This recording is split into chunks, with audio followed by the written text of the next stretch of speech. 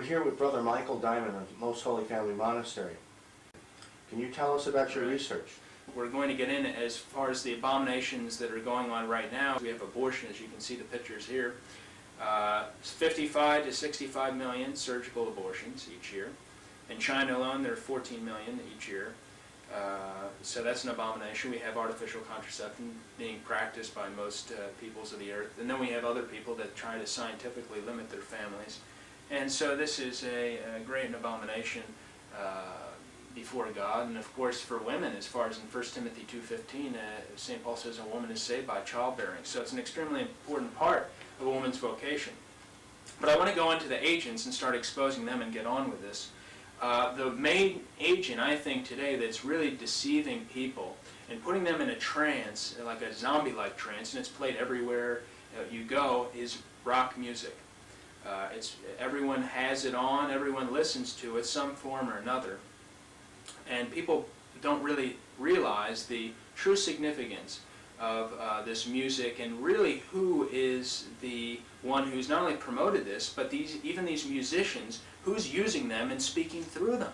You have underlying influences then in this rock music. Exactly. What we have is, and people have proven, from the 50s to the 90s, going back to Elvis in the 60s, the Rolling Stones in the 70s with Led Zeppelin in the 80s and Michael Jackson, now Madonna, all these people, if you really look, and maybe we have a separate video just on this, they all say in their own words that they're possessed by demons, spirits, they get their music by spirits and so forth. And I want to give you a couple of quotes to prove this. Alex Young, guitarist for the group AC/DC, said in the 1985 issue of Hit Parader, quote, "Someone else is steering me. I'm just along for the ride. I become possessed when I'm on stage," end quote. Madonna, who's the most popular modern performer right now, said, this is in the Calendar magazine, LA Times, May 5th, 1991, Madonna was asked a few questions. She said, this is the question, near the end of the film, we hear one of the people on your tour say of you, she's very unhappy much of the time. True? Madonna answers, quote, "I certainly was unhappy." Question, but why? When you're out on tour, aren't you doing what you love? Answer from Madonna, quote, "I'm a tormented person. I have a lot of demons inside of me. My pain is as big as my joy," end quote. And we have many other albums that are openly satanic. These are rock musicians. This is Prince's album, as you see on one side. Now you turn it upside down, you get 666. I mean, the word's evil at the bottom, and that's Police's album. You get 666 when you reverse it. So it's pretty open. And much of the music is satanic forwards and openly.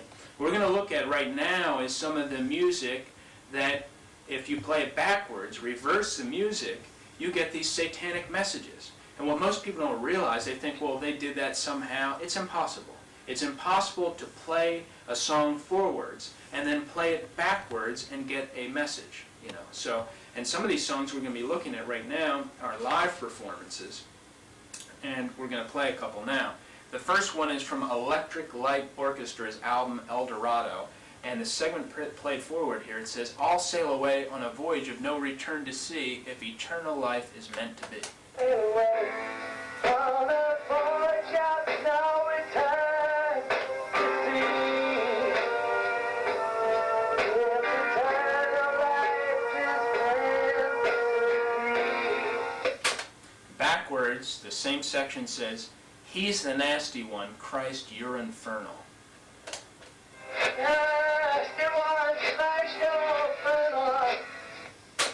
Next song is by the group Queen. It's called "Another One Bites the Dust." It's one of the most popular songs in all of music history, and they keep on repeating "Another One Bites the Dust" over and over again. And when you repeat "Another One Bites the Dust," you get this: "Start to smoke marijuana."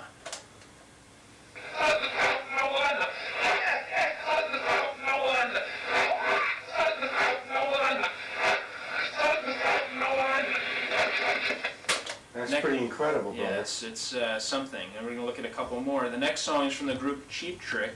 It's from the album Dream Police, and the song is called "Gonna Raise Hell." So there's some significance already. So during this song, "Gonna Raise Hell," you play it backwards, and you get a section that says, "You know Satan holds the key to the lock."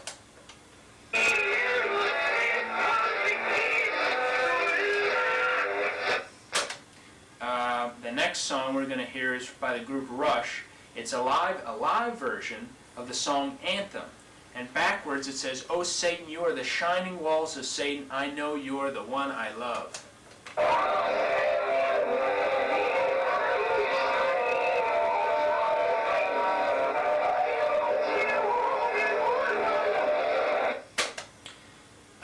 The next performer we're going to be listening to is the group Led Zeppelin and the song "Stairway to Heaven." "Stairway to Heaven" is when you Pretty popular. Oh yeah, when they do the top 100 or 500, it always usually comes up as the #1 song.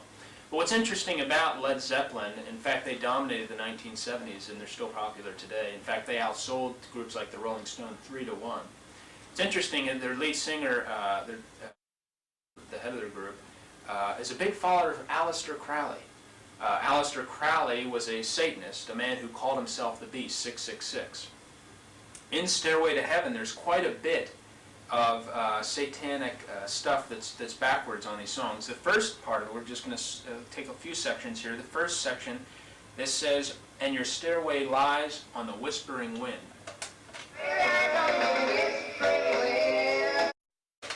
Backwards it says, "Because I live with Satan." That same section.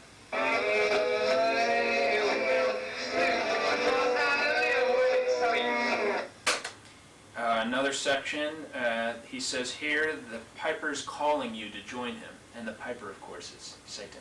The piper's calling you to join him. Backwards, that same section says, "The Lord turned me off."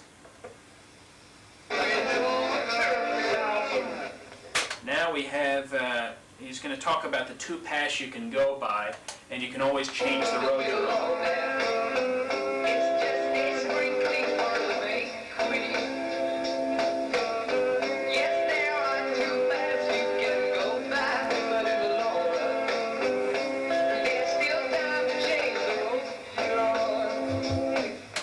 Now, the same section, those that you just heard, now we're going to play that whole section backwards, and we're going to take it piece by piece. The first part of that section played backwards says, "To my sweet Satan."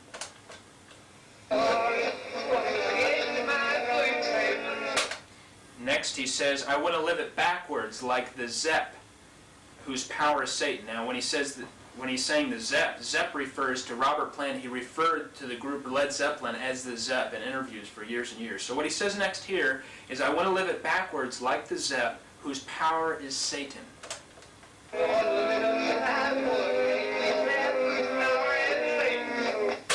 And then he says at the end of this is, "He will give you 666.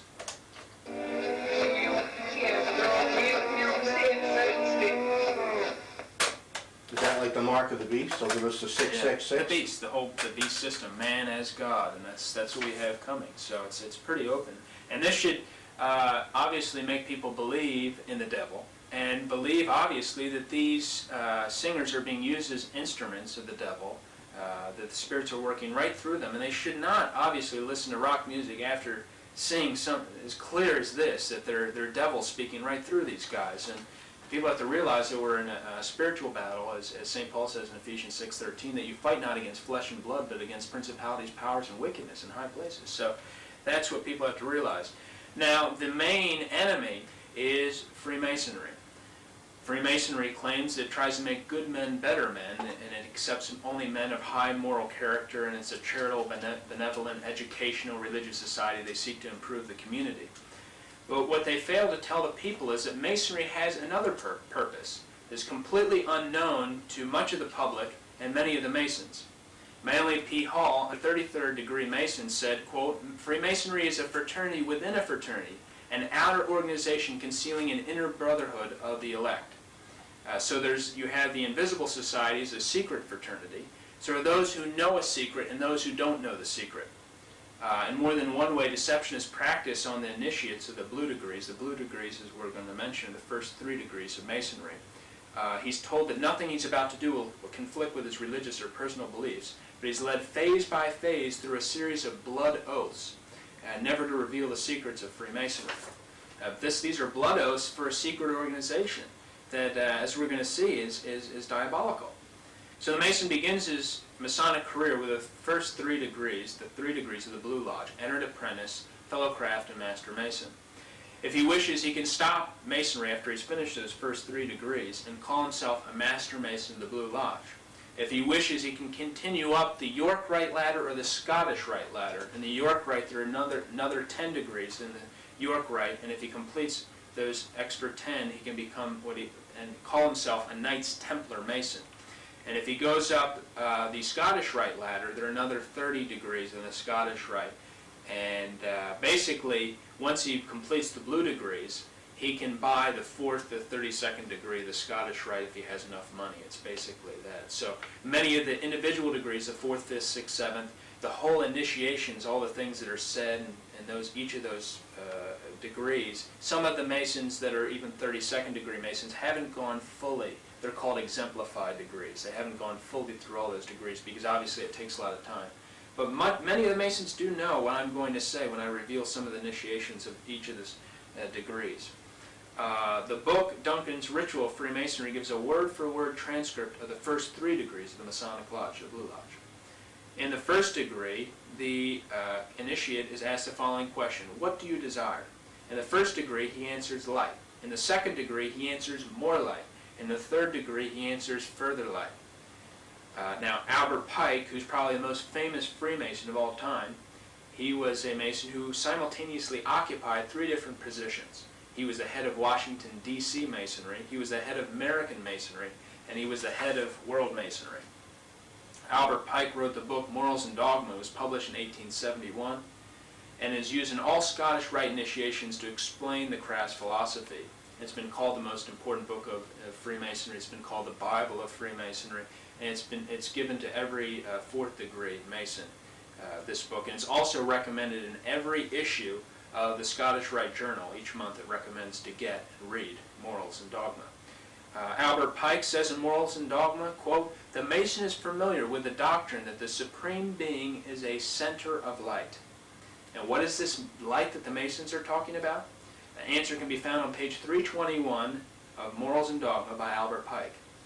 Quote, "Lucifer, the light bearer, Lucifer, the son of the morning, is it he who bears the light? Doubt it not." End quote. And on page 324, he repeats the thought. He says, quote, "A devil, the fallen Lucifer, or light bearer." He identifies Lucifer as being the devil. And of course, St. Paul says in 2 Corinthians 11:14, the devil will transform himself as an angel of light. So the New Agers believe the same thing as the Masons. David Spangler, a leading New Ager, wrote, quote, "The light comes from Lucifer. He is the light bearer," end quote. And many people say, many Masons even say, Freemasonry is not a religion. It's not a religion. It is a religion. Albert Pike said on page 213 of Morals and Dogma, quote, "Every Masonic lodge is a temple of religion, and its teachings are instruction in religion," end quote. Some more information from Albert Pike. On July the 14th, 1889, Albert Pike issued formal written instructions to the 23 Supreme Councils of the world. He said, quote, "To you, Sovereign Grand Inspectors General, we say this, that you may repeat it to the brethren of the 32nd, 31st, and 30th degree. The Masonic religion should be, by all of us initiates of the high degrees, maintained in the purity of the Luciferian doctrine. Yes, Lucifer is God, and the true and pure religion is the belief in Lucifer," end quote. On page 276 of the book called Ku Klux Klan by J.C. Lester and Bill Wilson, it says that, quote, "General Albert Pike organized the Ku Klux Klan after the Civil War." So he also started the Ku Klux Klan. To also get a degree that the Masons, that are leading Masons, believe the light bearer was Lucifer, Manly P. Hall, another leading Freemason, wrote the book The Lost Keys of Freemasonry. His book is recommended in a reading list of what you should buy your Masonic relatives. And on page 48 of his book, The Lost Keys of Freemasonry, he says this, quote, "When the Mason learns the key is the proper application of the dynamo of living power, he has learned the mystery of his craft. The seething energies of Lucifer are in his hands," end quote. So the Masonic writers are telling the public they conceal a worship of Lucifer from the rest of the Masonic Lodge. It's according to the Masons that Lucifer is the light bearer, and the Mason who figures it out has discovered the secret. So basically that's what we have. They are not only worshipers of Lucifer, but they also are antichrist to such an extent that if a worshipful master of the Masonic Lodge allows prayer to be made in Jesus' name, his lodge can be closed and its charter revoked by the Grand Lodge of a state. This information was taken from a Jeremiah film special where they interviewed former Masons and former people that are involved in witchcraft. And here's some interesting parallels in what these men said separately. They're interviewed in different states and different countries, some are from Canada, some from the United States. Look at the parallels here. In Blue Lodge Masonry, to become a Mason, you have to be recommended by another Mason. In witchcraft, you have to be screened and recommended by someone currently in witchcraft. In Masonry, you are blindfolded and bound by a rope. In witchcraft, you are blindfolded, bound by a rope, and led to the edge of the magic circle. In Masonry, a sharp object is put to your left breast, and you take a blood oath what to expect if you reveal any of the secrets of the lodge. In witchcraft, a sword is put to your left breast, and you take a blood oath not to reveal the secrets of witchcraft. In Masonry, during the ritual, the blindfold is taken off the candidate, and they tell you that you are in darkness and you're coming into light. In witchcraft, during the ritual, the candidate is challenged by someone at the edge of the magic circle who says, "Who goes there?" And the answer is, "One from the world of darkness." In Masonry, the Masons end their prayers with, "So mote it be." In witchcraft, they end their prayers with, "So mote it be." Now we're going to look at we're going to look at the York Rite of Freemasonry. In the York Rite, they claim only Christians can join the York Rite. In particular, what we're going to look at is the Holy Royal Arch degree of the York Rite. According to Jim Flanagan and other former Royal Arch Masons, in the opening and closing of every chapter of a meeting, the high priest asks another Royal Arch Mason, he's called the companion captain of the host, the question, quote, "Are you a Royal Arch Mason?" And the other Mason responds, "I am that I am." This refers, of course, to the time when Moses was approached by God, and God identified himself as "I am." And God said that this is my name forever. And of course, our Lord said in John 8:58, he says, "I am," referring to, they asked him who he was. He said, "Before Abraham was, I am." In Masonry, they say that the name of God has been lost. And in a later degree, in the Royal Arch degree, the 7th degree, the name that was lost is now found. The men form an arch with their arms and say that God's name is Jabulam, which is the joining of Jehovah, God's name, with the pagan gods Baal and Osiris. And according to the Royal Arch Masons, they call this the Grand Omnific Word. Now we're going to look at the Scottish Rite. In particular, now we're going to start it with the 17th degree. And this information is taken from Scottish Rite Masonry Illustrated, Volume 1, pages 453, 456, 457, E-Cook Publishing, 1974, just to prove that this is just not something we're making up. Here's what the initiation is. Having completed the initiation, after revealing the password Jebulum and the sacred word Abaddon, the senior warden conducts a candidate to an elevated canopy to the right of all the others present. This is supposed to represent the end of the world, and so forth. But what's most fascinating about this degree, the 17th degree, is the sacred word of the ritual, Abaddon. If you look in your Bible in Revelation chapter 9, verse 11, you'll find out who Abaddon is. He's the angel of the bottomless pit. He's a demon. So the sacred word of the ritual, the 17th degree of Freemasonry, is the name of a demon. So he's invoking a demon. The Masonic 18th degree is a mockery of the sacrament of the Eucharist. And the 19th degree is called the degree of Grand Pontiff. Another Mason during this ritual anoints the candidate with his head with oil and says, quote, "Be thou a priest forever after the order of Melchizedek," end quote. And the 20th degree, they say, quote, "No man has the right to dictate to another in matters of faith or belief. No one can say that he has possession of the truth." In the 28th degree, the symbol, this is for the degree Knight of the Serpent, it has a snake biting its tail. And what looks to be a friendly person, but you look as it looks in the reflection here, as you can see in the water, if you turn it around, it's a demon. And that's important because Albert Pike says, quote, "That which is above is as that which is below," end quote. In the 30th degree, it's called the Knight's Kadosh, the ritual reads like this. The Grand Master rises and says, "Imitate me." He then stabs a skull crowned with a tiara representing Pope Clement V and says, quote, "Down with imposture, down with crime." Later he stabs a skull surmounted with a regal crown, supposed to represent King Philip of France, saying, quote, "Down with tyranny, down with crime." The master and the candidate then kneel before a skull adorned with a laurel wreath. It's supposed to represent Jacques de Molay. And they say, quote, "Everlasting glory to the immemorial martyr of virtue." In the 30th degree, the initiate repeats both of these, demonstrating his hatred for the Catholic Church and any form of monarchy. So they're against the church and they're against the state. Right, exactly. And wanting to bring down all forms of, that's why the monarchies were destroyed in Europe. Yes, absolutely. This is a certificate for a man who completed the 32nd degree of Freemasonry. Notice the words at the top, order ab chaos, which means order out of chaos. On the 33rd degree Masonic jewel, the Freemason has the same things written here at the top, order ab chaos. The House of the Temple in Washington, D.C., which is where Freemasons receive their 33rd degree. And you can't seek, if you're a 32nd degree Mason or any type of Mason, you cannot seek to be a 33rd degree Mason. You have to be chosen to be a 33rd degree Mason. But the House of the Temple in Washington, D.C. is where they receive the initiation of the 33rd degree. As you can see right here, the 33rd degree House of the Temple in Washington, D.C. has serpents all over the inside. As you can see above, has concealed swastikas above it. The 33rd degree House of the Temple is exactly also 13 blocks north from the White House. The whole city of Washington, D.C. is laid out Masonically. You can see right here, including the pentagram, which is a 5-pointed satanic star, comes right down on top of the White House.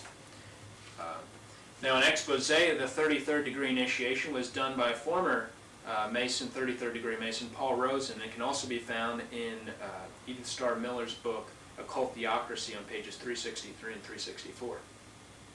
It says on those pages that part of the initiation, they claim that 3 murders of mankind are law, property, and religion. It says this, quote, "Neither law, property, nor religion can be imposed on man as they annihilate him by depriving him of his most precious right.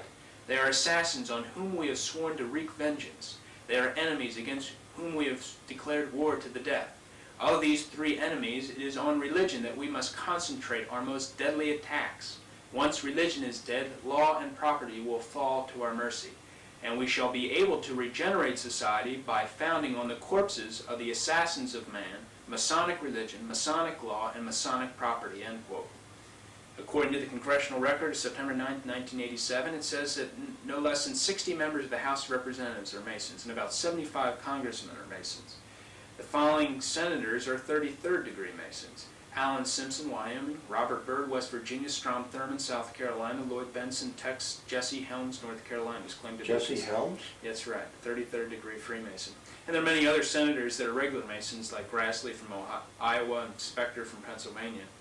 And 1996 Republican running mates Bob Dole and Jack Kemp are both 33rd degree Freemasons. Another so-called conservative, who many people thought was conservative, is Barry Goldwater. He's also a 33rd degree Freemason, and this is proven by this magazine called Royal Archmasonry, Volume 11, Number 8, states right here that Goldwater is a 33rd degree Mason. And there are a number of other congressmen that are Masons, but we don't have time to get into that. Some other notable Freemasons who belong to the black-only Prince Hall Lodge include Supreme Court Justice Thurgood Marshall, who voted pro-abortion on the Roe v. Wade decision, Atlanta Mayor Andrew Young, Detroit Mayor Coleman Young, Los Angeles Mayor Tom Bradley, and Dr. Benjamin Hooks, the NAACP. Now, what's very important is the pentagram is an important symbol to Freemasonry. In fact, the Eastern Star, the women's group, their symbol is a pentagram. But many people don't know the difference between a star and a pentagram. But the Masons themselves know the difference, and they tell us what the difference is. In the book called The History of Freemasonry, it was written in 1891. This book was written by a series of 32nd and 33rd degree Freemasons. On page 49 of the book it says this, quote, "This star represents good when represented with 1 point upward." And the page reads on, let me remind you, these are high-ranking Masons, quote, "But when turned with 1 point down, it represents evil. All that is opposed to the good, pure, and virtuous," end quote. So the star with 1 point down is evil, and the Masons have it on the cover of this Bible. The Eastern Star is a pentagram, as I mentioned, as its chief emblem. And it's always been, the pentagram is one of the biggest symbols in Satanism, and probably the biggest. And as you can see right here, this is a clothing line right here. It's called the New World Order clothing line.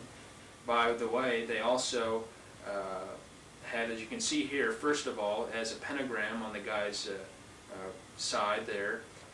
What's interesting is their advertisement, they talk about order coming out of chaos for the New World Order clothing line. The colors, again, are very interesting, black, red, and white, because they're the colors of the Nazi Party. And the Masons declare in their writings that the colors of the Royal Master Mason degree are black, red, and white. The Masons have created many groups, such as the Eastern Star, we've mentioned, has the pentagram for the symbol, the Demolay, which is for the young men of Masonic members, the boys, the Job's Daughters, or Rainbow Girls, for the young girls of the Masons, and Prince Hall Lodges for the blacks. And the Shriners are a special group of Masons made up of 32nd and 33rd degree Scottish Rite Masons and 13th degree or Knights Templar York Rite Masons. The Shriners claim to be a charitable organization, yet the facts prove that isn't the case. Only 1/3 of the money raised by the Shriners goes to charity. The Shriners also wear red hats called fezzes. Interesting story about the fez, because the fez comes from Morocco, which is in North Africa. You can look it on your map. And in the year 800 AD, 50,000 Catholics were slaughtered there by Muslims. And they said the blood ran so thick that the Muslims dipped their hats in the blood, and their hats turned red. And it's been a 1,200-year sign of Muslims' victory over Christians. And it was first commercially sold from Fez, Morocco. And the Shriners wear fezzes. Now, the Shriners tell us why they wear the fez. This is in a book in 1977 put out by the Sabar Shrine Temple. They say this in the book, quote, "The fez has been handed down through the ages as one of the most significant headdresses. The fez derives its name from the place where it was first manufactured commercially, the holy city of Fez in Morocco," end quote. Also, during the initiation ceremonies of the Shriners, they, quote, "seal their solemn oath in the name of Allah, the God of our fathers." A little later on in the ritual, they, quote, they acknowledge, quote, "Islam as the one true faith." And you can ask some guy who claims to be a Catholic or a Christian that how can they do this, you know, that saying Allah is the one true faith. They also have on their calendar, the Shriners' calendar, the Order of Quetzalcoatl, which is pretty interesting because Quetzalcoatl is the stone serpent which Our Lady of Guadalupe came in Mexico to crush, and she converted 8 million to the Catholic faith by means of those apparitions. Some of the papal condemnations against Freemasonry, so that people know that Freemasonry has always been condemned by the Church. Leo XIII says, quote, "Let no man think that he may, for any reason whatsoever, join the Masonic sect if he values his Catholic name and his eternal salvation," end quote. Under the old code of canon law, anyone who joined the Masons was automatically excommunicated. Leo XIII said, quote, "To join with these men," Freemasons, "or in any way to help them cannot be lawful," end quote. And cooperation between Masons and Catholics could be done only under the strictest of conditions. Leo XIII says, quote, "Those men are like those whom, according to the St. John the Apostle, hospitality and greeting should be denied," end quote. In all, there are more than 200 documents issued by the Vatican that have condemned Freemasonry. You know, Pope Clement XII in 1730 also began the ipso facto excommunication of anyone becoming, but he also gave an ipso facto excommunication for anyone who associated with the Masons. Right, exactly. It's you know, that's the severity of what we're talking about. It's a big crime. People have you know, lessened that, and of course we're going to show a little later that they fully infiltrated the Catholic Church too. So now some of the Masonic statements against the Catholic Church, because you have a lot of Masons and others say, well, they're not anti-Catholic, and many Masons don't know this. But, you know, this all gets back to the main root of our problem. Most people don't know what we're talking about here, and of course Hosea 4:6 in the Old Testament says, "My people are destroyed from lack of knowledge." So because they don't know is not going to help them too much. They're still going to be held accountable because it's still evil. Some Masonic statements against the Church. The Masons used to call their official magazine the New Age magazine, but when the New Age movement got a lot of bad publicity, they changed the name of their magazine to the Scottish Rite Journal because of all the negative things being said about the New Age movement. is the official magazine of the Scottish Rite of Freemasonry, and it says in the Scottish Rite Journal, quote, Catholicism, not communism or socialism, is Masonry's immediate worry. The French Grand Orient gave utterance to the following profession of faith in 1885. It said, quote, we Masons must aim for the complete destruction of Catholicism.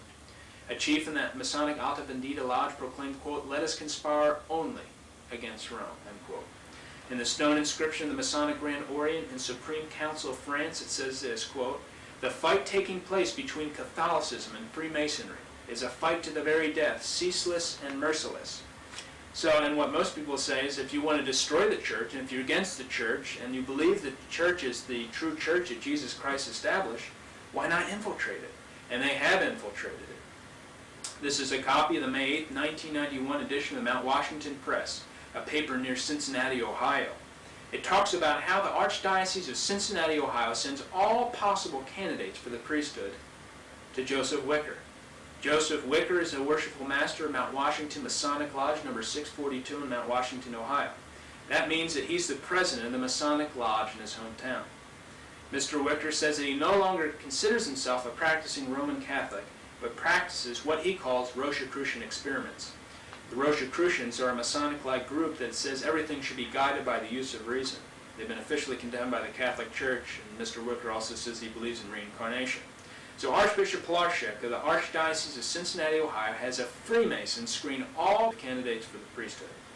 Many people say then, well, obviously the church looks to be infiltrated, and the communists also tell us that this is the case too, that they were told by Moscow to infiltrate the Catholic Church.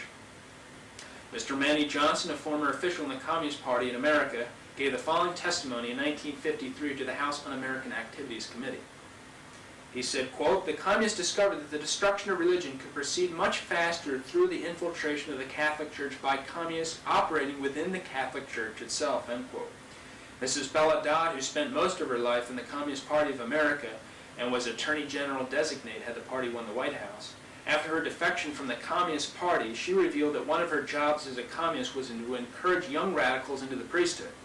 And she said that before she left the party in the United States, that she encouraged more than 1,000 young radicals to infiltrate the seminaries and religious orders of the Catholic Church. And she said back then they had risen to the highest places in the church.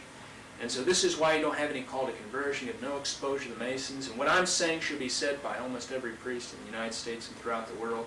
It's not said because these people are either direct infiltrators or they just don't care anymore. There's a complete apathy as far as the true faith. This is an interesting picture we have here. This is a grade 6 catechism. It was given to sixth graders across the country. And you can see right here the little dots, the dark dots on this. This is the opening page, as you can see. This is Christ, it says Christ with us. And you have these dark dots all over the page. And of course the communists are trying to achieve victory over the church. And you can see the dark dots. What's interesting is you line those dark dots up, and what do you get? Looks like a hammer and a sickle. Communist, hammer, and sickle. So what they were saying was that they've now achieved victory over the church, and at least they think that. And we know if there's just even a small group with one true priest that upholds the one true faith. That's what St. Athanasius did. Even if the true remnant was reduced to a handful of true believers and, say, one true priest that believed in the true Catholic faith, they remain the true church of Jesus Christ on earth. So, and he said back then, St. Athanasius, during the Arian crisis, that we have the faith, they have the buildings. So there's a definite link between Freemasonry and communist philosophical thought patterns. Yeah, yes, exactly. And we're going to see now is, this is according to the book by Dr. James Wardner, Unholy Alliances. He says that Mr. Jim Shaw, former 33rd degree Mason who left Masonic Lodge, says that when he became a 33rd degree Mason, when he was initiated in Washington, D.C., at the House of the Temple, there was someone there, an internationally prominent evangelist, was there to help him through his initiation, and present there, who was none other than Billy Graham. So one of the biggest evangelists, Bible preaching religious figures, Protestant figures, is a Freemason. Well, according to that book, that's what it says. So that's what he put in the book. That's what he claims Jim Shaw said who was there. So that's interesting. Another person who I hope if he is a Mason, he's come out of the lodge. But Pat Robertson, there's a Masonic symbol called the lion's paw. It's like this, and that's a Masonic symbol. And Pat Robertson, this is the cover of the Time magazine, February 17, 1986 issue. He's giving what looks to be the Masonic sign called the lion's paw. Pat Robertson also, in his book The Millennium, has a point within a circle at virtually every page of the book. And a point within the circle is definite occultic language for sun worship, and it was also chosen for the symbol of Illuminati. David Yallop, in his book In God's Name, An Investigation of the Murder of Pope John Paul I, he builds a case that the P2 Masons were involved in the murder of John Paul I, who served 33 days. We'll see a little later in the tape how significant and important the number 33 is to the Masons. Yallop says that the P2 Masons have interlocks with the Mafia. Maybe that's because both groups have the same founder, Giuseppe Mazzini. And Mazzini said, quote, "Our final end is that of Voltaire and the French Revolution, the destruction forever of Catholicism," end quote. Some other churches, such as the Church of Mormon, Joseph Smith, the founder of the Church of Mormon, was murdered by the Masons on June 27, 1844. The reason why is because Joseph Smith, who was a Mason, revealed the secrets of the Masonic Lodge in the Temple Endowment Ceremony. It's a ceremony in the Mormon Church, and they have the aprons on now still, and so forth. They're very similar to Freemasonry. The Masons also use a Masonic timetable system. They don't use AD. They use AL. AL is their standard of calendar system. It means Anno Lucis, and that means in the year of light. It could also be interpreted to mean in the year of Lucifer. So 4000 BC would be 0 AL, and 2000 AD will be 6000 AL, or 6,000 years since Lucifer was cast from heaven.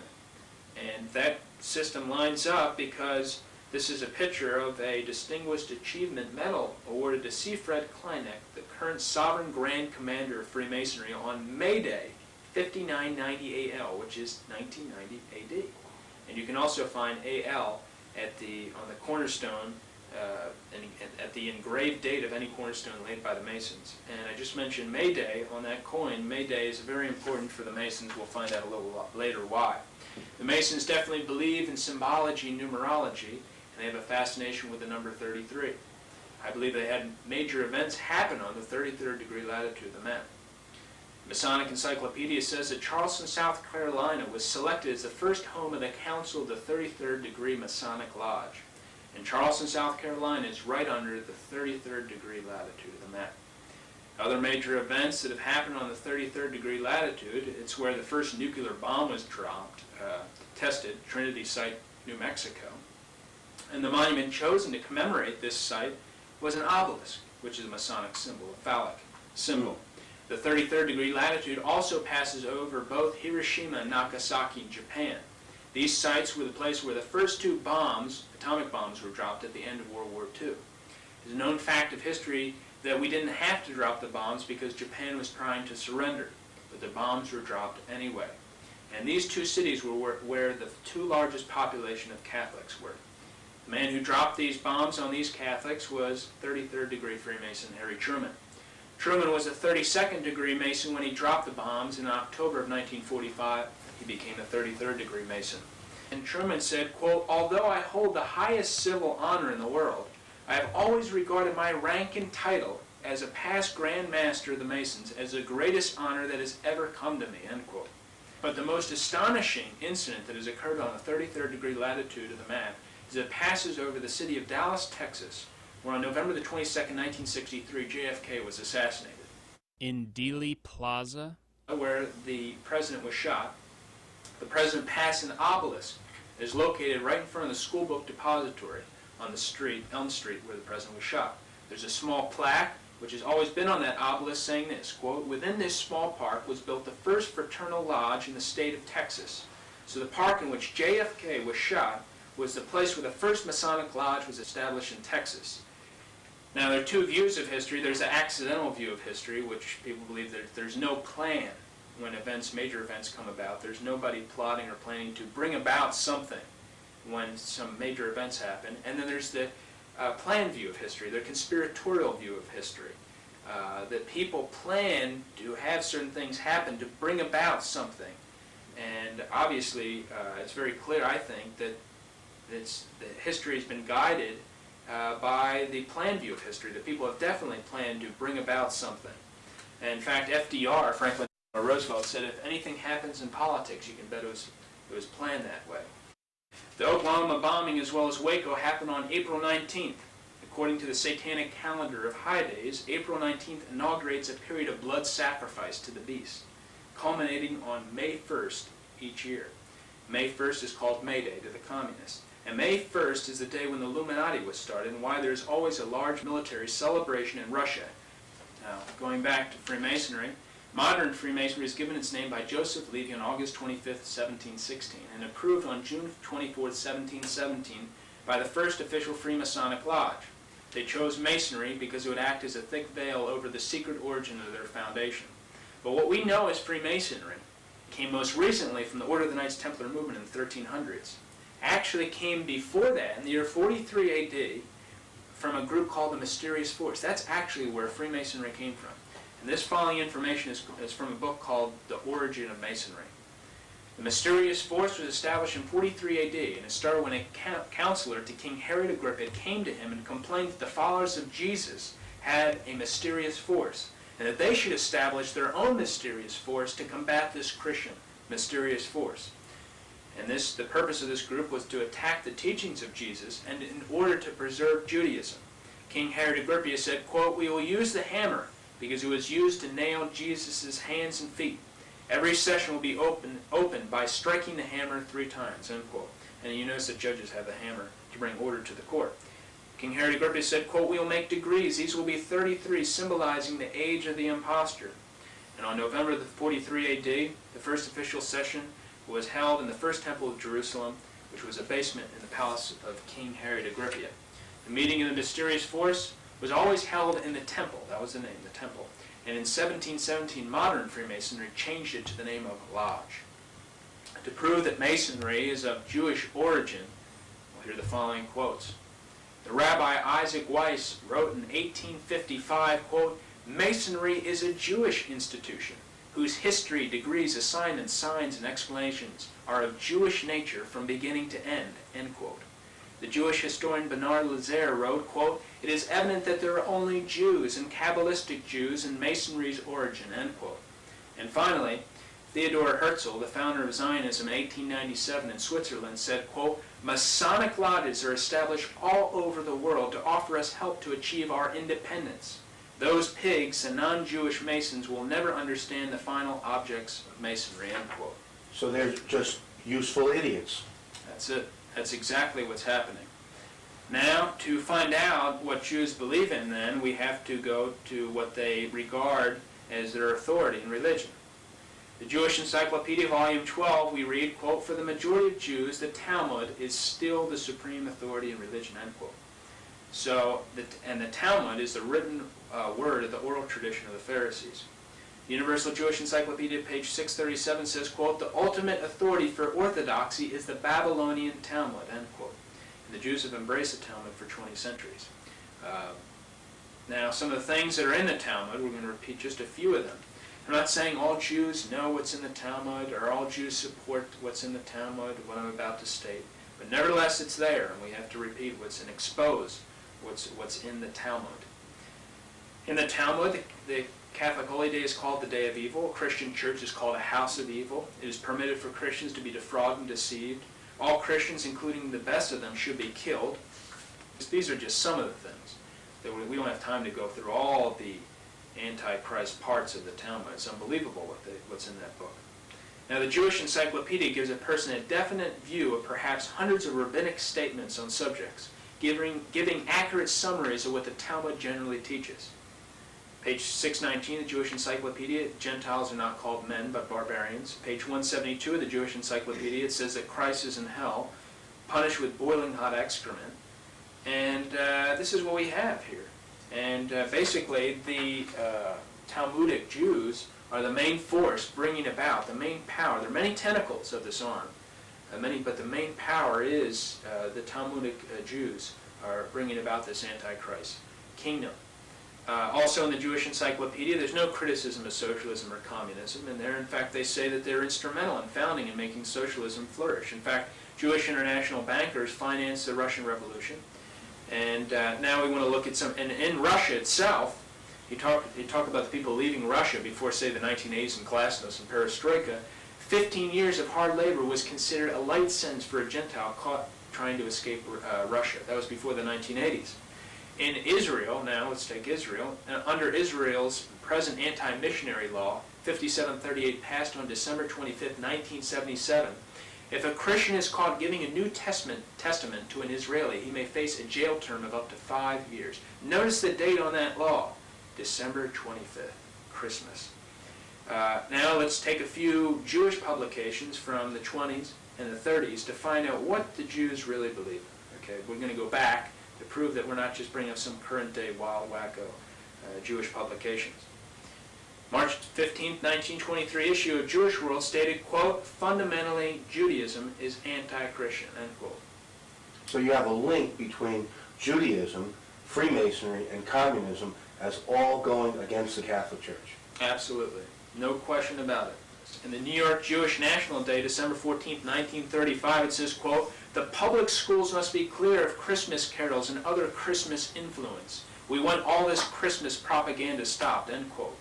We read in the New York Jewish paper Freiheit on January 10, 1937, quote, according to the Jewish religion, the Pope is the enemy of the Jewish people by the very fact that he is head of the Catholic Church.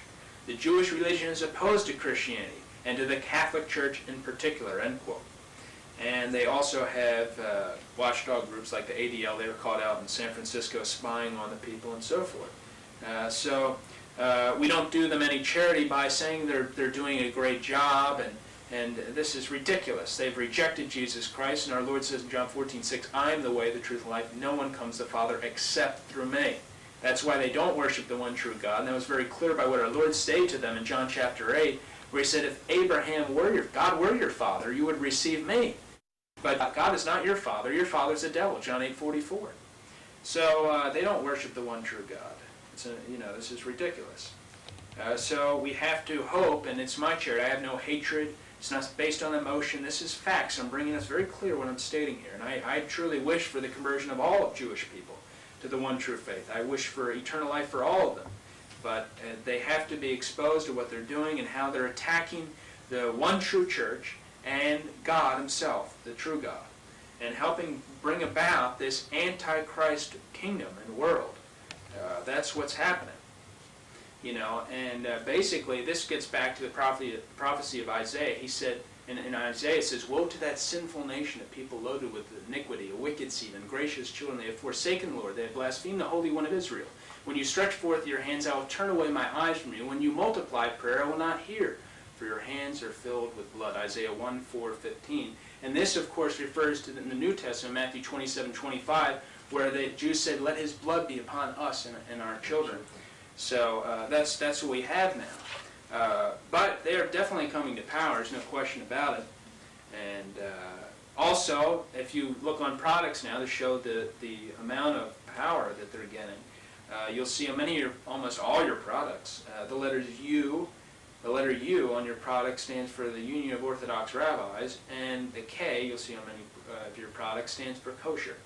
And this is basically a food tax. It's put on companies. From what I've read and been told, these companies have to pay for these symbols to be put on their products, and if they don't put them on their products, they'll be boycotted. And it's like hundreds of millions of dollars each year the rabbis take in from this. It's unbelievable. So they can't even use their products in the distribution chain without putting the U and K. Well, I don't know if they absolutely have to have it, but all I'm saying is that from what I've read and seen, they'll be boycotted if they don't do that, Right. And, now, going back to what all this Freemasonry is rooted in, it's rooted in the Jewish Kabbalah. The Kabbalah is the Hebrew word for received tradition. The Jewish Kabbalah is a medieval Jewish book of occult philosophy and magic based on mystical interpretations of the Old Testament. The Kabbalah is important with magicians, sorcerers, witches, Satanists, as well as Masonic philosophers.